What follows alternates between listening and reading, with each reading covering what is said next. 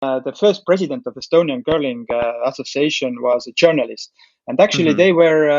they were in Nagano Olympics and they saw the curling there, and they somehow joked that let's have a game in Estonia. So it was played somewhere outside, and probably nobody knew the rules or something like that, and it was just for the fun.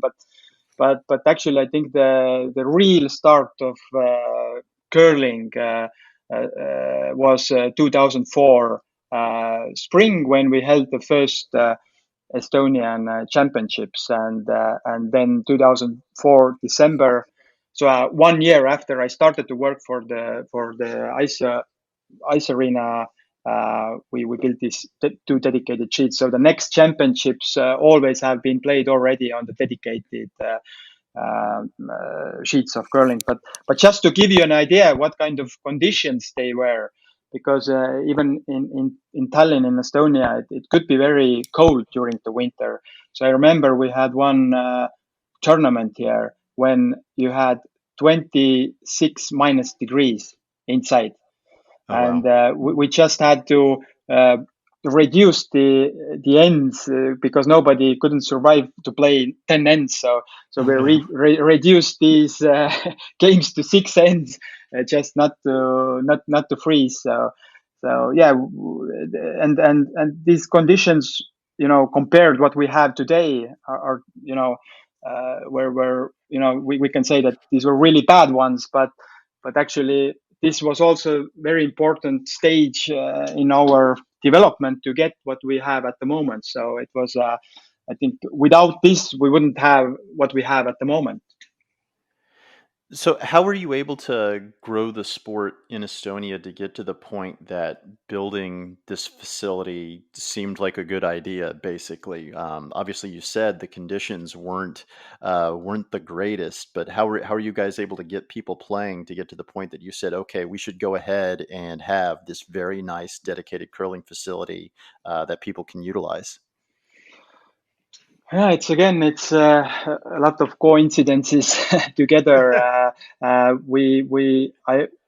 knew the sport at that time, sport department director of the Tallinn municipality, and the mayor of Tallinn at that time was also president of the figure skating union, and they wanted to host the world junior championships for figure skaters, and um, and I knew that there was a plan to build a, a big arena, Hmm. and I just went to see this sport department director, and I said, like, these things happen maybe once in a decade, or after every 15 years, that there's going to be a, like, the ice, we can call it ice center almost. It's the new building what was built, it's actually has two full size hockey rinks, then it has a 6,000 seater, like a multi arena, Hmm. and also three sheets of curling. So it's quite a big building, and I said, we need curling sheets there, and I was asked that how many sheets you need, and I said, at least two. So next time I saw these drawings of this ice arena, I saw that there are three sheets of curling. So probably the architect of this arena saw that there is possibility to have one more sheet, and so basically all it took from me is just I went to see the important people and explain that, and probably they saw already what that even with these poor conditions we had in Tallinn, we hosted international tournaments, and our teams played regularly at the European Championships. So they saw that there is a community, and maybe it's worth to invest to their facility as well. So we were really lucky with this with this facility. How much attention is paid to the Olympics in Estonia, and how big would it be if the wheelchair team or the mixed doubles team or either the men's or women's team were to one day qualify for the Olympics? Yeah, in some countries, if we take ice sports, lot of attention goes to the hockey and figure skating. Obviously, in United States, it's ice hockey is very very popular, but in Estonia, we don't have this kind of hockey culture here. So it's growing, but we are not really competitive at that sense. So we don't have any big mountains. So we don't have. We have one freestyle skier who's really good, um, but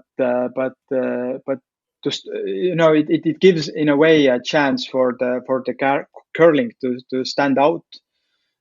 We had cross country skiers who were really good, but at the moment, they have finished their careers, and so it's quite it's in a way quite empty with the winter sports, and then I think this is also gives us a chance to have a good spotlight, and we have Harry Lilland and Maria Turman who are playing together in the mixed doubles, and also Maria is the skip of the women's team, and they are good faces and good image for the curling in Estonia. They look good. They are athletic. They are it's I think the media treats us really really well, and we can't really complain